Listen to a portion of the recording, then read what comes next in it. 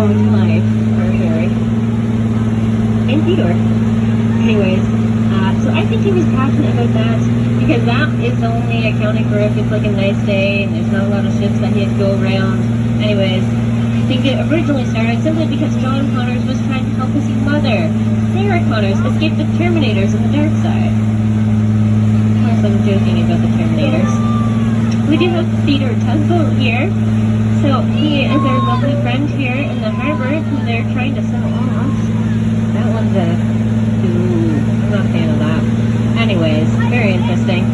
This white ship, however, in front of us here, this is the CSS Acadia.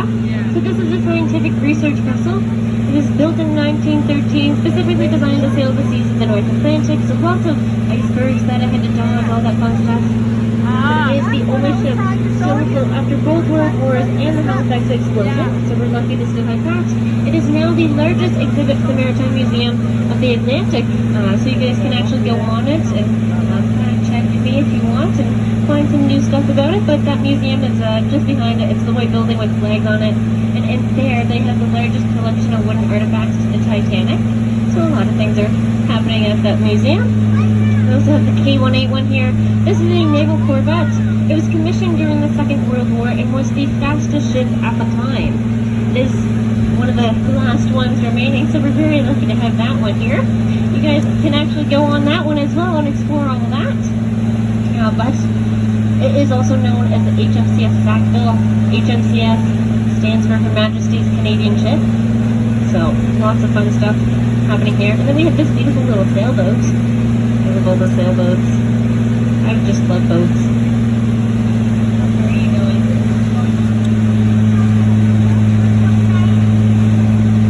So when I hate that sound. Sorry guys. Sorry if it's loud.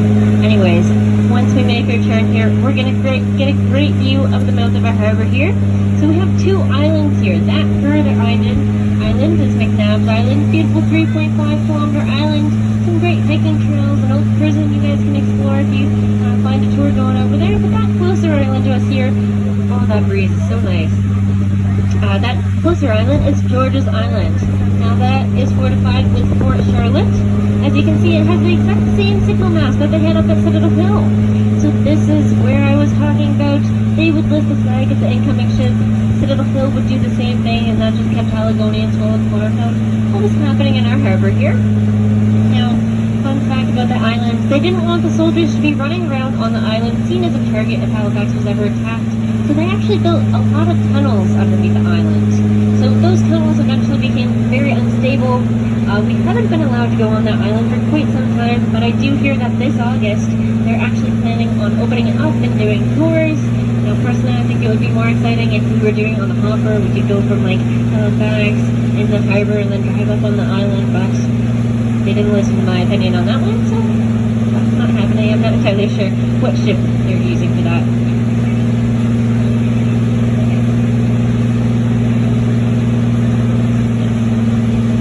Yes, so lots of fun things happening on that island this summer, and it's very exciting.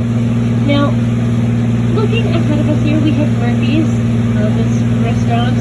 They actually have also extended their patio, but I'm not just talking about them because they technically own the tour.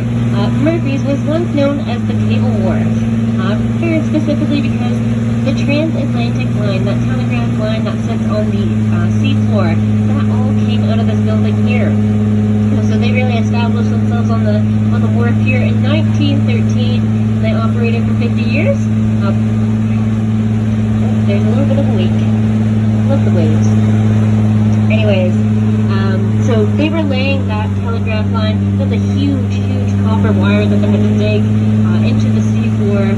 And so our connection goes from Halifax over to England, but they have telegraph systems kind of going a little over to Newfoundland and then down to